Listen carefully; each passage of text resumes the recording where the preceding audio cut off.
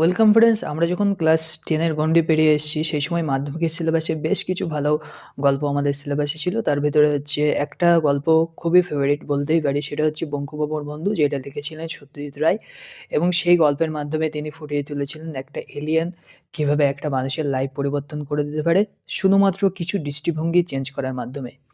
Actually এই মানুষটা যে হচ্ছে বঙ্কুবাবু ছিলেন, সে হচ্ছে নিতান্তই একটা ভদ্র, সভ্য, শান্তশিষ্ট বাঙালি মানুষ। ৪-৫ টা বাঙালি মানুষের ভেতরে, বাট তার ভেতরে বিভিন্ন কিছু পোটেনশিয়াল রয়েছে। বিভিন্ন জিনিসপত্রগুলো একদম সুপ্ত অবস্থায় রয়েছে এবং একটা এলিয়েন অন্য গ্রহ থেকে আসার পরে, সেই এলিয়েনটার নাম ছিল অ্যাং। অন্য গ্রহে আসার পরে তাকে হচ্ছে যেভাবে তার লাইফের একটা দৃষ্টিভঙ্গি চেঞ্জ করে যায় এবং ভিতরে সেই সুপ্ত জায়গাটাকে পরিস্ফুটিত করে তোলে, সেটাই হচ্ছে গল্পের একটা বিউটিফুল অ্যাসপেক্ট। এবং এই গল্পে হচ্ছে একটা এলিয়েনও একটা মানুষের বন্ধু হতে পারে।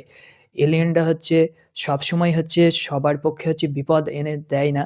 বরঞ্চ একটা বন্ধুর ওয়েতেও হচ্ছে এলিয়েন এসে মানুষকে হেল্প করতে পারে। সেটা হচ্ছে পৃথিবীর খুব কম গল্পতেই বা খুব কম স্ক্রিপ্টেই এভাবে দেখানো হয়। সেই দিক থেকেও গল্পটা খুবই ইউনিক এবং গল্পটা ভেতরে সেই potential-টা রয়েছে এবং প্রত্যেকটা মানুষের মন ছুঁয়ে যাওয়ার potential-টা রয়েছে এবং আমরা যখন টিনেজার বয়সে পড়েছিলাম তখন তো আমাদের খুব মজাই লেগেছিল। ইভেন এরপরে যখন সানডে সাসপেন্স-এ গল্পটা শুনি সেটা আরো বেশি ভাল লাগে। তো যারা বঙ্কুবাবুর বন্ধু গল্পটা থেকে এখনো বঞ্চিত আছো, তারা প্লিজ অন্ততপক্ষে সানডে সাসপেন্স-এর ভার্সনটা শুনে নিতে পারো। So wish you all the very best.